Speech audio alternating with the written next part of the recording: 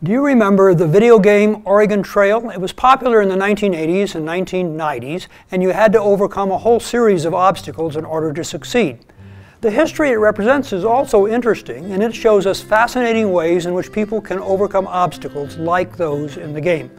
I'm P.J. Hill, an economic historian who taught for 25 years at Wheaton College in Illinois, and I'm also a Montana cattle rancher.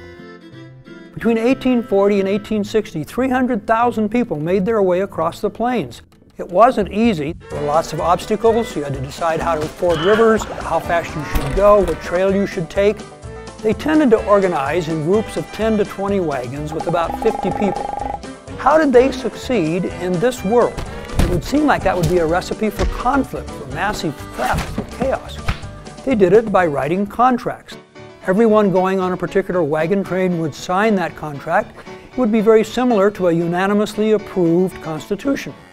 Contracts were different for different groups. If it was quite homogeneous, then they didn't worry a lot about dispute resolution. If they came from different places where they didn't really know each other, then they wrote down some very specific rules about how you were going to deal with people who didn't get along.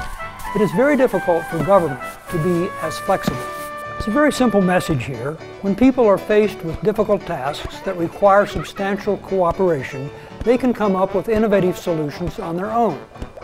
What do you think would have happened if there would have been a government agency that would have been in charge of wagon trains? There probably would have been rules about the optimal size for wagon trains, about safety precautions, about how fast they could go. We don't have to have formal government to try to solve those sorts of problems.